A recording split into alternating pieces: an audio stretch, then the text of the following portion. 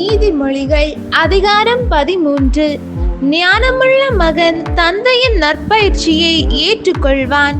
இருமாப்புள்ளவனோ கண்டிக்கப்படுதலை பொருட்படுத்த மாட்டான். நல்லோர் தம் சொற்களின் பலனான நல்லுணவை உண்கிறார். வஞ்சக செயல்களே வஞ்சகர் உண்ணும் உணவு. நாவை காப்பவர் தம் உயிரையே காத்து கொள்கிறார். நாவை காவாதவன் கெட்டழிவான். சோம்பேறிகள் உண்ண விரும்புகிறார்கள், உணவோ இல்லை.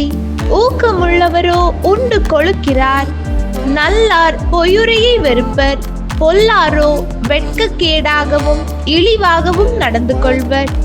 நேர்மையாக நடப்போரை நீதி பாதுகாக்கும், பொல்லாரை அவர்களின் பாவம் கீழே வீழ்த்தும்.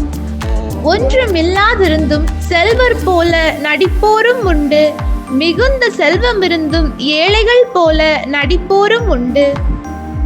அச்சுறுத்தப்படும் போது செல்வர் தம் பொருளை தந்து தம் உயிரை மீட்டுக் கொள்வர். ஏழையோ அச்சுறுத்தலுக்கு அஞ்சான். சான்றோரின் ஒளி சுடர் வீச பெருகும், பொல்லாரின் விளக்கோ அணைக்கப்படும். மூடன் தன் இருமாப்பினாலே சண்டை மூட்டுவான். பிறருடைய அறிவுரைகளை ஏற்போரிடம் ஞானம் காணப்படும். விரைவில் வரும் செல்வம் விரைவில் கரையும். சிறிது சிறிதாய் சேர்ப்பவனின் செல்வமே பெருகும். நெடுநாள் எதிர்நோக்கி இருப்பது மனச்சோர்வை உண்டாக்கும். விரும்பியது கிடைப்பது சாகா வரத்தை பெறுவது போலாகும்.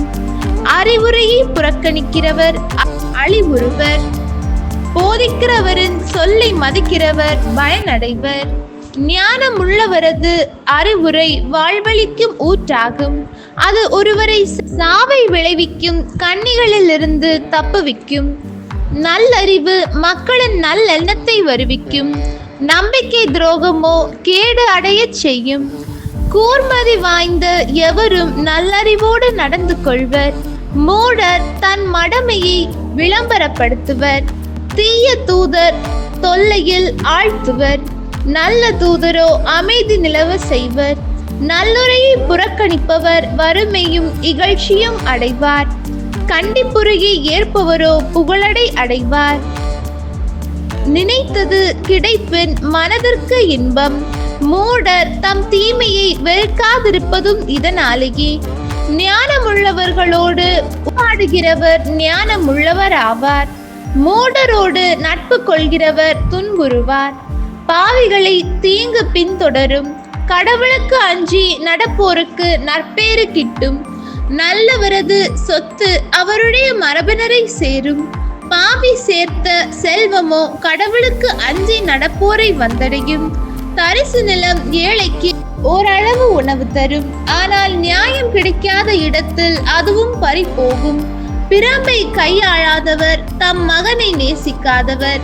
மகனை நேசிப்பவரோ அவரை தண்டிக்க தயங்க மாட்டார். கடவுளுக்கு அஞ்சி நடப்போருக்கு வயிறார உணவு கிடைக்கும். பொல்லாரின் வயிறோ பசியால் வாடும். ஆண்டவரின் அருள்வாக்கு. இறைவா உமக்கு நன்றி. ஹோலி பைபிள் தமிழ் சேனலில் திங்கள் முதல் வெள்ளி வரை திருவிவிலியத்தின் ஒரு அதிகாரமானது பதிவேற்றம் செய்யப்படும். நம் அன்பு கடவுளின் ஆசியும் அருளும் இன்னும் பலருக்கு கிடைக்கப்பெற ஹோலி பைபிள் தமிழ் சேனலை சப்ஸ்கிரைப் செய்துவிட்டு உங்கள் உறவினர் மற்றும் நண்பர்களுடன் ஷேர் செய்யவும். நன்றி.